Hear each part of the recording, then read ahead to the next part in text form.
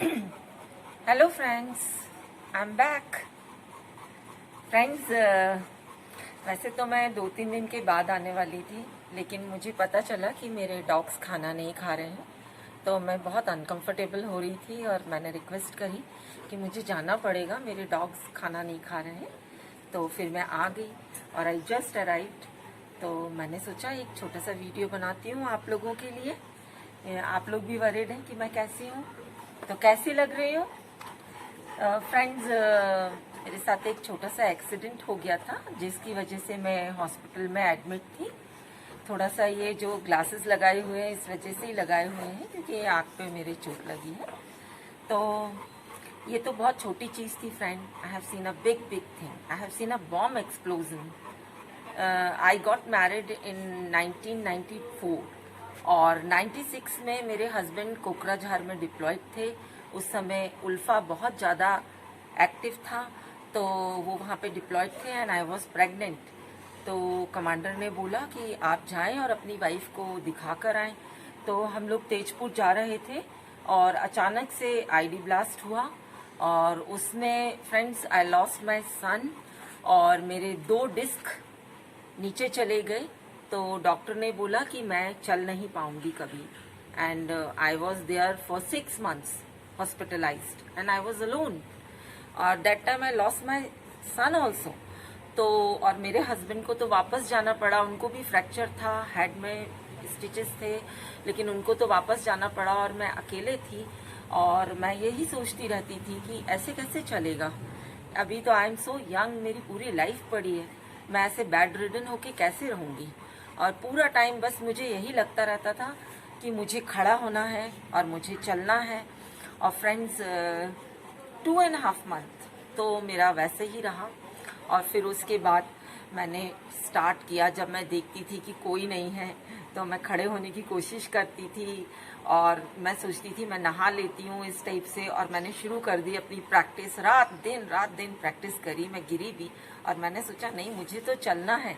और that time I thought कि नहीं, मैं तो डांस भी करूँगी।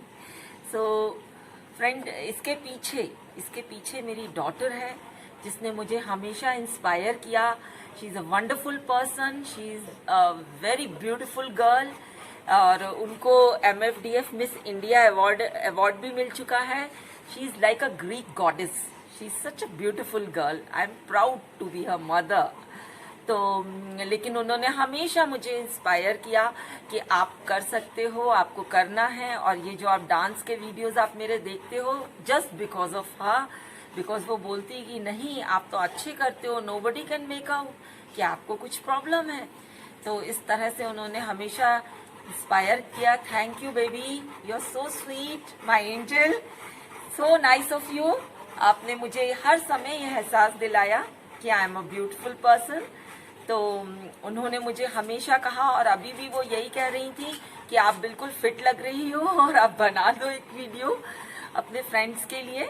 तो इट जस्ट हैपन, उन्होंने हमेशा किया और I am here just because of her friends. तो लाइफ में ऐसा बहुत कुछ होता रहा है, उसके बाद भी बहुत कुछ हुआ है। आप बिलीव करोगे, अपने बेटे को मैंने अपने हाथों से दफनाया है। आई एम अ लेडी। और उस टाइम पे लोग बोलते थे ये रोती क्यों नहीं है।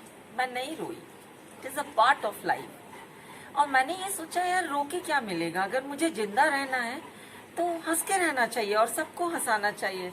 और मैं ही रोऊंगी तो पूरा एनवायरनमेंट खराब हो जाएगा, इसलिए मैं नहीं रोई।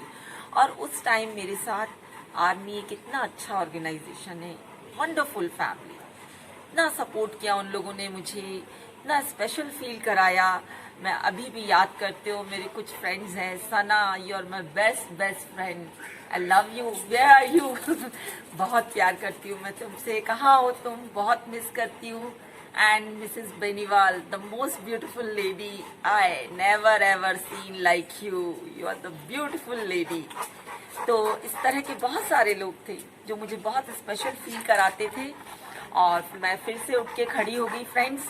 और ऐसे काफ़ी सारे इंसिडेंट्स मेरे लाइफ में हुए हैं कि बस यूं ही समझिए कि यूं गई और यूं गई।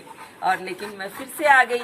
एक दिन मैं अपने हस्बैंड को बोल रही थी कि आपको लगता है हमारी मैरिज को 26 ईयर्स हो गए, तो वो बहुत जोर जोर से हंसने लगे और बोलने लगे इतनी सारी हैपनिंग्स हुई है हमारे लाइफ में कि समझ में ही नहीं आया कब इतने सारे 26 ईयर्स निकल गए। तो फ्रेंड्स, मैं यही बोलूँगी, आपको लग रहा है कि मैं हॉस्पिटल से आई हूँ, तो बस यूं ही रहिए, मस्त रहिए, एंजॉय करिए लाइफ को। और आई एम बैक, मैं फिर आती हूँ, फिर मिलती हूँ आपसे। Bye friends, enjoy.